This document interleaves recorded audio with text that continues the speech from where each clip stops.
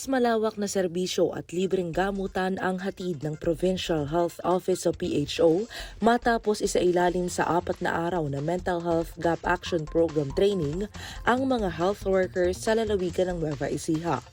Ang training na ito sa pangunguna ni Provincial Mental Health Coordinator Joanne Tavios Gersha ay para sa paghandle ng mental, neurological at substance use MNS disorders sa mga ospital at pasilidad.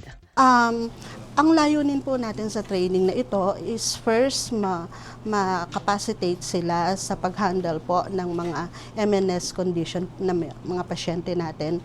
And then second po is makakomply po tayo sa DOH requirements para po maging access sites ang ating mga facility wherein makapagbigay po tayo ng libreng serbisyong mental and of course makapagbigay din po ng medicine access program which is yung libreng gamutan.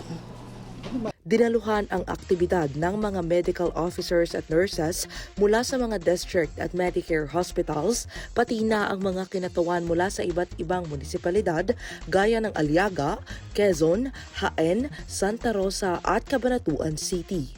Sa tulong ng mga eksperto mula sa Mariveles Mental Wellness and General Hospital at JBL MGH, natutunan ng mga participants ang pag-identify at paggamot sa mga kondisyon gaya ng psychosis, depression, epilepsy at suicide prevention.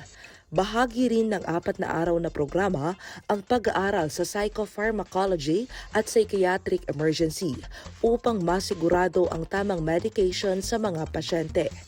Dahil sa training, makakasunod ang mga participants sa mga requirement ng Department of Health para maging access sites ang kanilang mga pasilidad.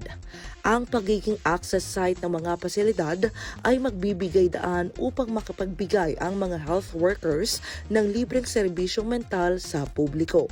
Nagpasalamat naman si Gersha sa suporta ni na Governor Oye Umali at Vice Governor Lemon Umali para sa layuning ito ng mental health program.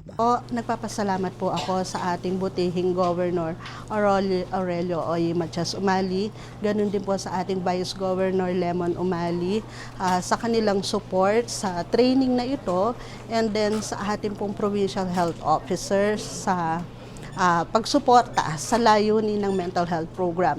Ganun din po, nagpapasalamat ako sa mga participants na dumalo ngayon at matyagang nakikinig at ihinanda nila ang kanilang mga sarili para sa 4 na araw na training na ito.